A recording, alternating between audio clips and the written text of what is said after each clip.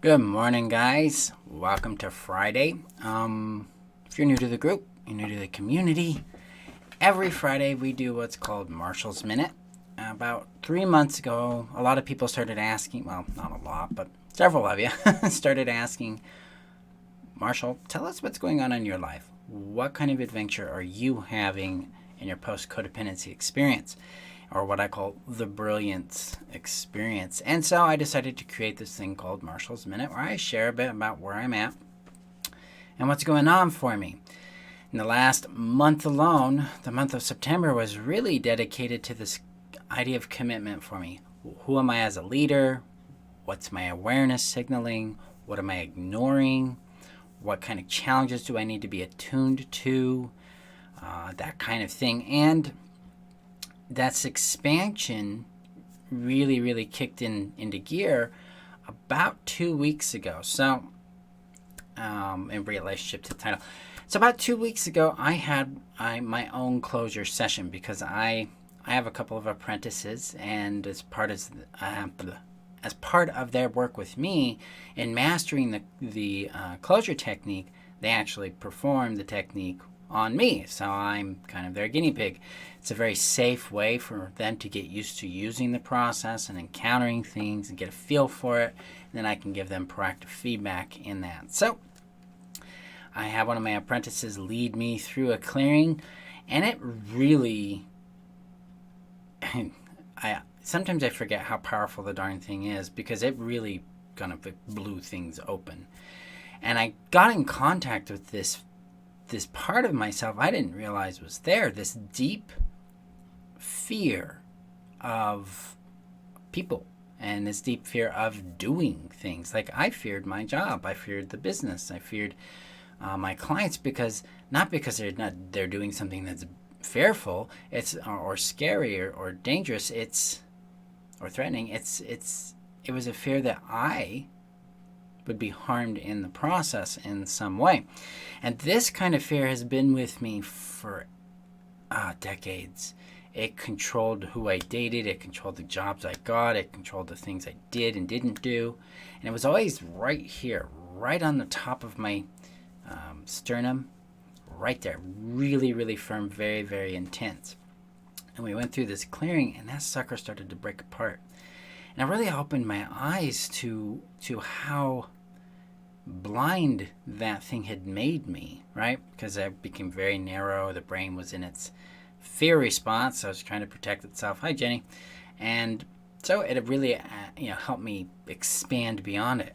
And what this has done is it's helped me slow down. Because a lot of times when we're dealing with fear, we're either going to fight, we're going to run, we're going to freeze, or we're going to fawn, or we're going to do a combination of them. And I was running a lot. I ran a lot in my life, and that form of running showed up as trying to prove myself, right? I would run from the problem, come back, and try to prove myself. So the fighting would show up in the proving, and the running would be, hey, I got to be this so that I'll be acceptable, or I'll be successful, or I'll be loved, that kind of thing.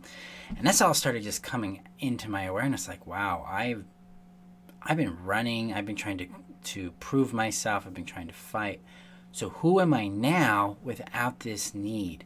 Who am I now in the business, as a mentor, as a person, as a dad, as a friend? What is that all about?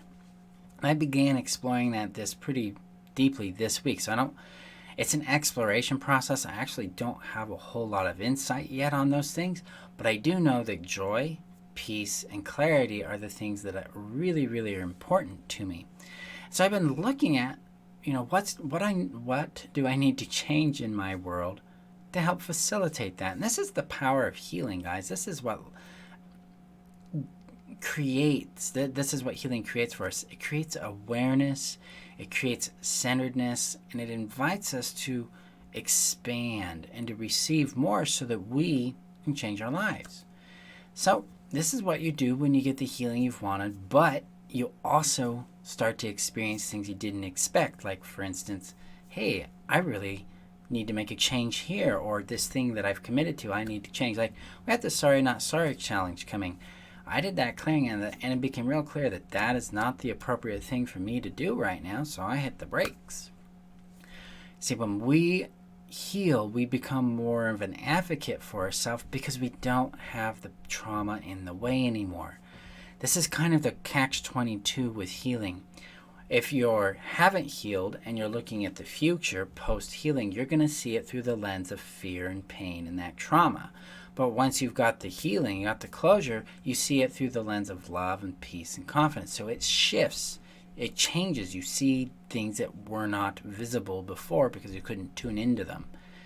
And so if you're scared of healing, you're scared of getting closure on your trauma because you fear what the future will be, you've got to remember that your brain is looking at the future through the trauma's context and not through the healing context, right? Or through love or whatever the closure gets you. You got to remember that, because when you make that shift, suddenly the things you thought were going to happen that were scary don't happen at all most of the time. And a lot of the things that may have been scary aren't scary anymore and actually are attractive and appealing because you don't have the trauma influencing it anymore. And that's really what I'm experiencing in this. It's like, wow, now I get to make some different decisions about how I show up for you guys, show up for the community, show up for my private clients, show up for the students, Codependency Confidence, how I show up for me, for my kids. So there's some really unexpected expansion there. It's kind of the magic of healing. It's a persistent thing we do. It's like, hey, it's a practice of growth beyond where we're at.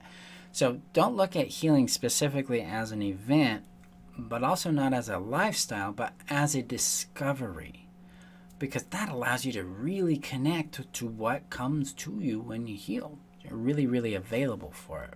Okay? Yeah, that's it really for my week. My week has been good.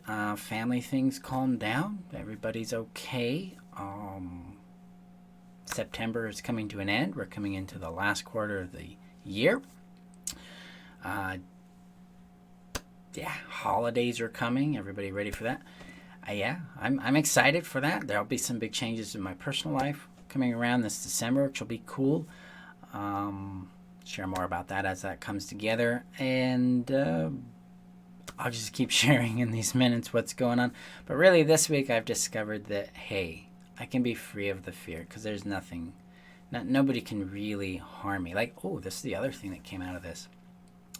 There's this thing called legitimacy, or legitimizing one's feelings. Codependency, we have programming that tells us that, hey, we're not supposed to feel this way, or what we feel isn't valid, or it's not as important as their feelings. So I pushed it away. And I really saw it clearly this week, and I knocked it out. And what's cool is because the body immediately regulated down when my feelings, whatever that feeling was, became legitimate. So I had this old memory of my stepmother attacking me verbally and emotionally. And I held space for that part of myself that was going through that. And I just kind of said, hey, you're legitimate. These are legitimate feelings. How you feel about how she's treating you is legitimate. That's what it's about. How do I feel about the way you're treating me? Well, I was angry with her. I was upset with her. And I validated that, and I legitimized that, and my whole body just calmed down. All this tension and terror just melted away because now I can stand with myself. And I became really willing to receive whatever consequence shows up because I'm willing to go to bat for myself. I'm actually willing to go all the way. So if they want to try to take my life, which has always been my big fear, bring it. You're going to have to work for it. We're going to fight this out. It's going to get gritty. Rather than fun, I'm just going to take you out. There's an interesting thing when it comes to fight and the fight response. It tends to elevate our confidence. It tends to elevate our well-being. It tends to connect us to our true self when it's used appropriately. Okay? That defense is really an enormous primal advocate for ourselves. So it's something I look for in the technique when I'm working with clients. When they start to fight, this is the people who see some really profound changes in their confidence. But we give the subconscious whatever it wanted, and in my case, it wanted to fight, so we got it. But legitimize your feelings. How you feel about the way they treat you matters. Let it matter. Believe yourself.